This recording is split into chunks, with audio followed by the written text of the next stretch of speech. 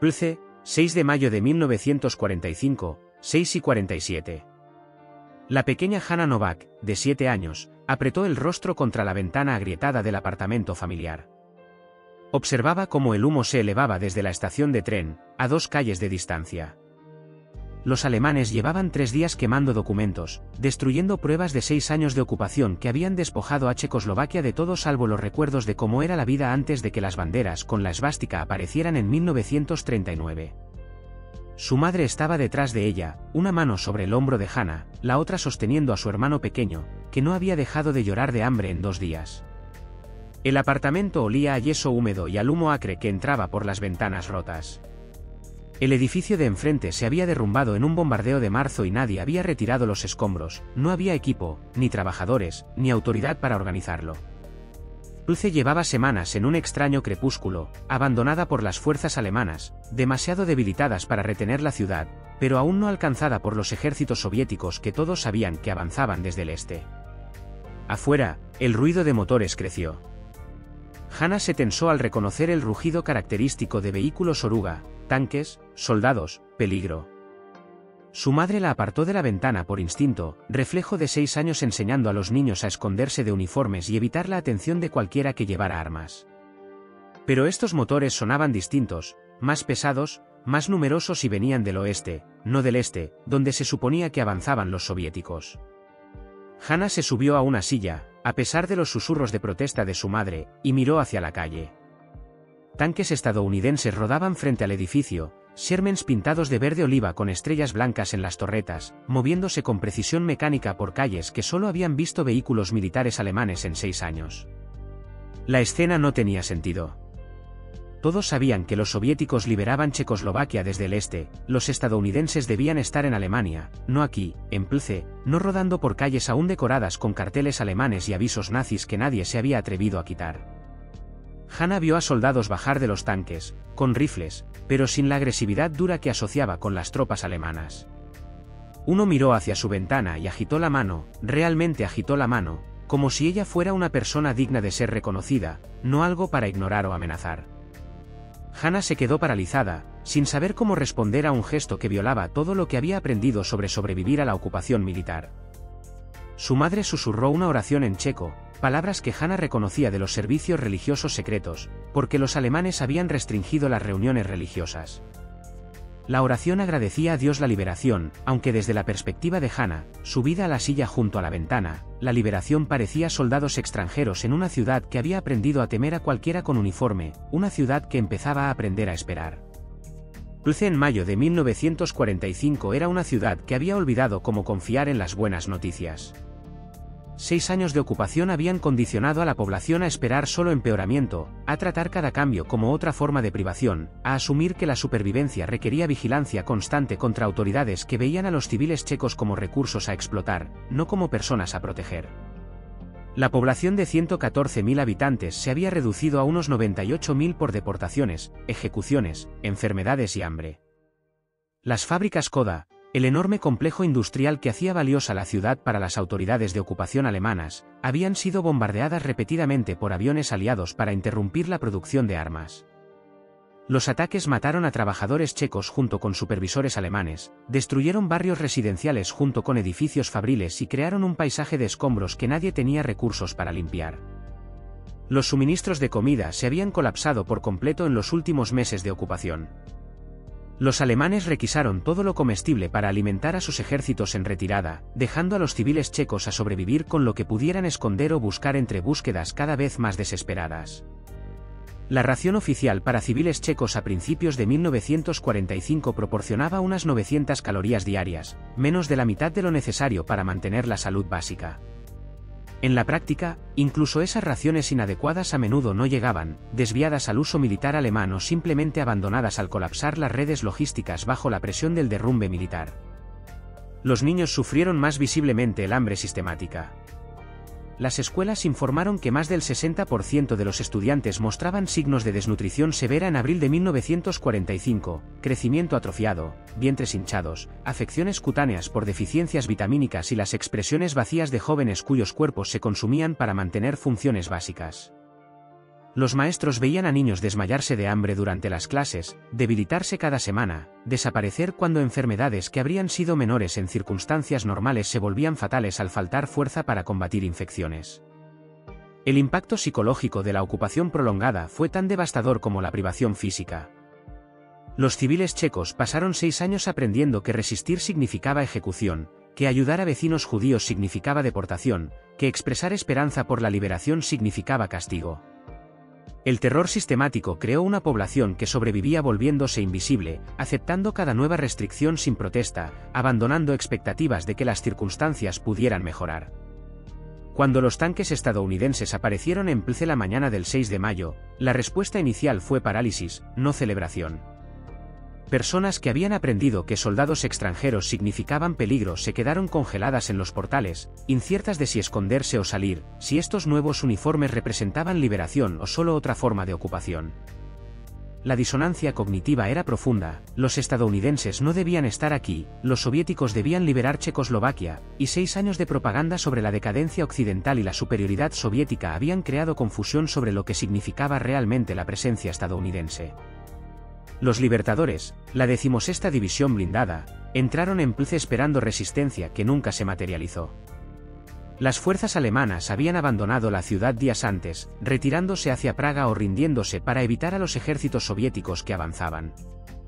El avance estadounidense fue tan rápido que los informes de reconocimiento no podían seguir el ritmo del progreso real, y la división llegó a Plze antes de que los civiles checos entendieran completamente que la liberación estaba ocurriendo de verdad, no solo siendo rumoreada. El coronel James Polk comandaba el mando de combate principal que entró en el centro de la ciudad a las 6 de la mañana y 47. Sus órdenes desde el cuartel general del Tercer Ejército eran claras: asegurar Plze, establecer gobierno militar, mantener el orden y esperar instrucciones adicionales. Las órdenes no decían nada sobre los miles de civiles hambrientos que emergieron cautelosamente de los edificios mientras los tanques pasaban, nada sobre niños con rostros como calaveras que observaban a los soldados estadounidenses con expresiones que mezclaban esperanza y terror. Polk había luchado a través de Francia y Alemania, había visto ciudades bombardeadas y poblaciones desplazadas, pero la situación en Plze fue inmediatamente reconocible como algo más allá de la disrupción bélica ordinaria. Estos no eran refugiados huyendo de zonas de combate, eran personas que habían sido hambreadas sistemáticamente en su propia ciudad, que habían sobrevivido 6 años de ocupación que les quitaron todo salvo la existencia mínima. Las cocinas de campaña de la división se habían establecido para alimentar a las tropas estadounidenses durante el avance hacia Checoslovaquia. 2 horas después de entrar en Plze, Polk redirigió esas cocinas para alimentar a civiles checos. La decisión violaba procedimientos estándar que priorizaban la logística militar sobre la asistencia civil, pero Polk la tomó de todos modos, basado en el cálculo simple de que los soldados podían comer raciones frías mientras niños que habían pasado hambre meses necesitaban comida caliente de inmediato. El sargento de Estado Mayor Michael Romano comandaba una de las unidades de cocina de campaña que estableció operaciones en la plaza principal, cerca de la iglesia de San Bartolomé. Su equipo tenía equipo diseñado para producir 800 comidas diarias para tropas estadounidenses. Al mediodía del 6 de mayo, servían turnos continuos a civiles checos que formaban filas que se extendían por 3 manzanas. La unidad de Romano preparaba sopa con mezcla en polvo y vegetales enlatados, complementada con pan de las tiendas de la división y golosinas ocasionales como barras de chocolate que los soldados contribuían de sus raciones personales. La escena desarrolló su propio ritmo, que Romano recordaría 50 años después con absoluta claridad. Mujeres checas llegaban con cualquier recipiente que pudieran encontrar, ollas abolladas, tazones de cerámica, incluso papel doblado que no contendría líquido, pero mostraba desesperación por llevar comida a familiares demasiado débiles para hacer fila. Niños miraban las porciones que recibían como si no estuvieran seguros de que la comida fuera real. Ancianos lloraban abiertamente mientras comían sopa que proporcionaba la primera nutrición sustancial que habían experimentado en meses. El soldado de primera clase Anthony De Luca, asignado a servir comida desde uno de los calderos, notó a una niña de unos 7 años parada al borde de la fila sin acercarse. Llevaba un vestido que había sido alterado varias veces a medida que crecía, cada alteración visible en hilos desiguales y dobladillos irregulares. Sus zapatos eran de talla adulta, rellenos con papel para que le quedaran. Observaba a otros niños recibir comida sin avanzar ella misma. De Luca dejó su puesto, caminó hasta donde estaba la niña y se arrodilló a su nivel. ¿Tienes hambre?, preguntó en inglés, sin saber si entendía, pero esperando que el gesto comunicara la intención. La niña lo miró sin responder. De Luca volvió a la cocina, llenó un tazón con sopa, tomó un trozo de pan y lo llevó de vuelta. Extendió el tazón. La niña lo miró a él y lentamente extendió las manos, temblando por algo más que el frío. Tomó el tazón con cuidado, como si pudiera desaparecer o ser arrebatado. Cuando De Luca no lo retiró, lo llevó a los labios y bebió directamente del tazón, ignorando la cuchara que le había dado. La sopa desapareció en segundos. Comió el pan en 4 bocados rápidos, luego miró a De Luca con una expresión que no pudo interpretar. ¿Más?, preguntó, señalando la cocina. La niña asintió. De Luca rellenó su tazón 2 veces más, observándola consumir comida con una intensidad que sugería que había olvidado cómo se sentía la saciedad. Cuando finalmente dejó de comer, le ofreció una barra de chocolate de su bolsillo, parte de su ración diaria que de repente parecía menos importante que alimentar a una niña que probablemente no había probado chocolate en años. La niña tomó el chocolate, estudió el envoltorio y miró de vuelta a De Luca con algo que se acercaba a una sonrisa. Luego corrió, no lejos de él, sino hacia un edificio a 3 puertas, aferrando el chocolate como un tesoro. De Luca la vio desaparecer por una puerta y volvió a su puesto, donde cientos de civiles más esperaban comida que las cocinas de campaña estadounidenses seguirían sirviendo durante días. La ciudad que recordaba la alegría. En días posteriores a la liberación, Plce comenzó a transformarse de una ciudad paralizada por el miedo en algo que se acercaba a la vida normal. El cambio no fue lineal ni completo, 6 años de ocupación no se deshacían en semanas, pero cambios visibles en el comportamiento mostraban que los civiles checos empezaban a creer que la liberación era real, no temporal. El cambio más obvio fue el sonido. Plce había sido silenciosa bajo la ocupación alemana, una ciudad donde la gente se movía por las calles sin conversar y los niños jugaban sin gritar. El silencio había sido una estrategia de supervivencia autoimpuesta, comportamiento aprendido que hacía a los civiles checos menos visibles para las autoridades de ocupación. Una semana después de la llegada estadounidense, el silencio se rompió. La gente hablaba en las calles, los niños gritaban mientras jugaban y la música emergía de edificios donde las radios habían estado ocultas o prohibidas. Los soldados estadounidenses contribuyeron al ruido con entusiasmo. Radios portátiles tocaban música estadounidense, jazz, swing, canciones populares que creaban una banda sonora para la liberación. Civiles checos que habían pasado años oyendo solo transmisiones militares alemanas o radio clandestina checa prohibida, de repente tenían acceso a música que representaba todo lo que la ocupación había intentado suprimir. El sonido de Glenn Miller flotando por las calles de Plce se convirtió en símbolo de libertad más poderoso que cualquier declaración oficial. El cabo Robert Hayes, de Brooklyn, trajo su trompeta a Plce y tocó conciertos improvisados en la plaza principal durante las horas de la tarde, cuando las cocinas de campaña habían terminado de servir comidas. Civiles checos se reunían para escuchar, creando audiencias de cientos que permanecían en silencio mientras Hayes tocaba estándares de jazz que había aprendido antes de la guerra. Los conciertos evolucionaron en actuaciones colaborativas cuando músicos checos emergieron con instrumentos que habían ocultado durante la ocupación, violines, acordeones, incluso un piano maltrecho que los soldados ayudaron a mover desde un edificio dañado hasta la plaza. Los intercambios musicales crearon momentos de conexión cultural genuina que trascendían barreras lingüísticas y circunstancias políticas. Soldados estadounidenses que no hablaban checo y civiles checos que no hablaban inglés encontraron terreno común en música que ambos grupos entendían. Las actuaciones improvisadas se convirtieron en eventos nocturnos que atraían multitudes mayores a medida que se corría la voz de que los estadounidenses no eran solo ocupantes militares, sino personas que apreciaban el arte y querían compartirlo. Hannah Novak asistió a estos conciertos con su madre, parada al borde de la multitud y escuchando música que nunca había oído antes. La trompeta sonaba como nada en su experiencia, audaz, metálica, celebrando emociones que había olvidado que existían durante 6 años en que la supervivencia había sido el único objetivo aceptable. Su madre lloraba durante las actuaciones, aunque Hannah no estaba segura de si las lágrimas representaban alegría, dolor o una mezcla de ambos. La noche del 12 de mayo, el cabo Hayes notó a Hannah parada al borde de la multitud y le hizo señas para que se acercara. Ella se aproximó con cautela, aún incierta sobre interactuar con soldados, incluso cuando habían demostrado ser amigables.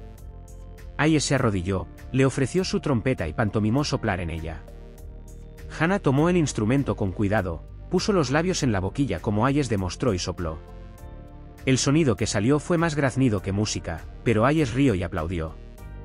Otros soldados se unieron al aplauso, civiles checos sonrieron y Hannah sintió algo que no había experimentado desde antes de la guerra, la simple alegría de jugar sin miedo. Los regalos que unieron mundos. Los soldados estadounidenses distribuyeron más que comida y medicina durante las semanas posteriores a la liberación.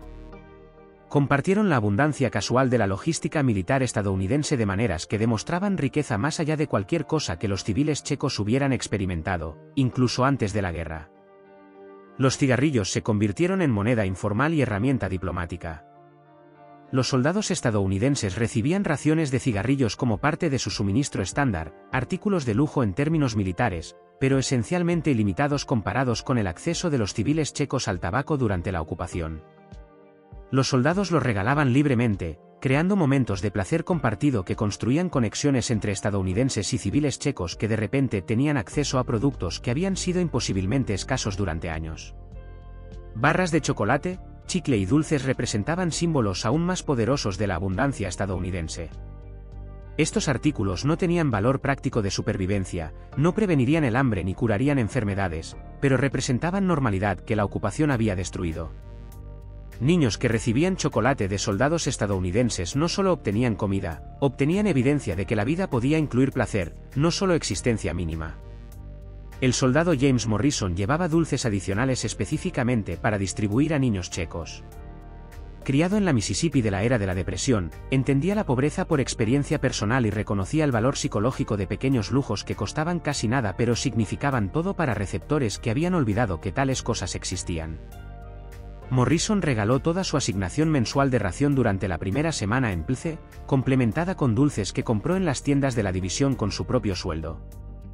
Los intercambios crearon escenas que cristalizaron la experiencia de liberación de maneras más poderosas que ceremonias formales o pronunciamientos oficiales. Un soldado estadounidense arrodillado para ofrecer chocolate a un niño checo capturaba todo lo que hacía significativa la presencia estadounidense en Plce, la demostración de que fuerzas de ocupación podían elegir generosidad sobre explotación, que soldados podían tratar a civiles como personas merecedoras de bondad, no como recursos a extraer.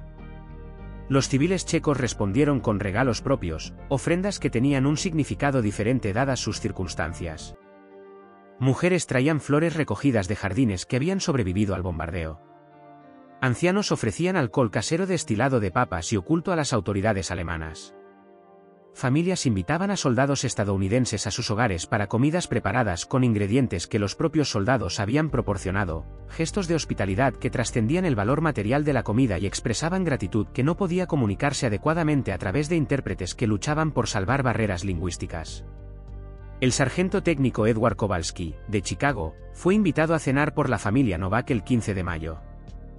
Llegó a su apartamento llevando raciones adicionales de las tiendas de la división, carne enlatada, leche en polvo para el bebé, chocolate para Hannah. La familia había preparado sopa usando ingredientes de las cocinas de campaña estadounidenses, complementada con vegetales de su pequeño huerto. La comida era simple según estándares estadounidenses, pero representaba un banquete según los estándares checos de mayo de 1945. Durante la cena, la madre de Hannah preguntó a través de un intérprete por qué los soldados estadounidenses eran tan amables. Kowalski luchó por articular una respuesta que tuviera sentido a través de divisiones culturales y lingüísticas. Finalmente dijo, simplemente, porque necesitaban ayuda y nosotros podíamos ayudar. La explicación parecía inadecuada, seguramente había razones estratégicas, cálculos políticos, objetivos militares que explicaban el comportamiento estadounidense más allá del simple impulso humanitario.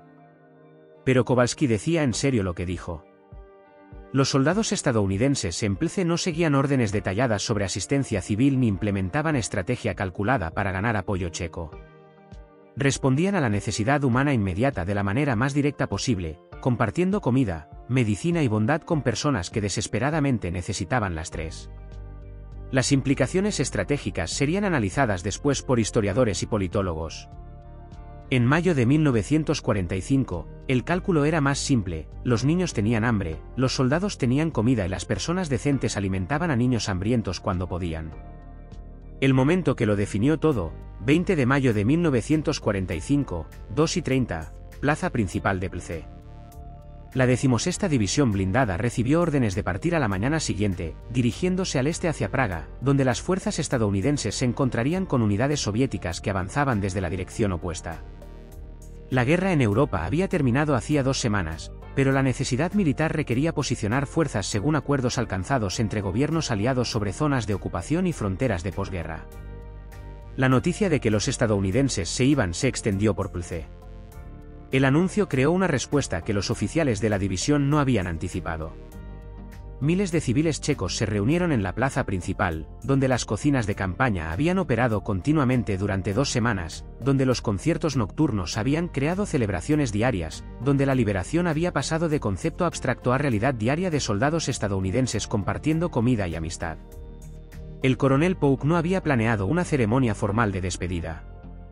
Sus órdenes eran claras: desmontar campamento, cargar vehículos, moverse a posiciones asignadas. Pero la multitud que se reunió en la plaza hizo innecesarias las ceremonias formales. Civiles checos llegaron llevando lo que podían ofrecer como regalos de despedida: flores, banderas checas hechas a mano, fotografías, pequeñas artesanías que representaban horas de trabajo de personas que casi no tenían nada que dar, pero querían expresar gratitud de todos modos. Hanna Novak estaba con su madre al borde de la multitud, sosteniendo a su hermano pequeño, que había ganado suficiente peso en 2 semanas para que su llanto hubiera cesado. Había traído un dibujo que había hecho, un tanque estadounidense con una estrella rodeado de niños de palo. El dibujo no era sofisticado, pero representaba todo lo que podía ofrecer a soldados que habían dado a su familia comida suficiente para que el hambre dejara de ser la condición constante de existencia. Se abrió paso entre la multitud hasta donde el cabo Hayes estaba junto a su jeep, empacando equipo para el traslado a Praga.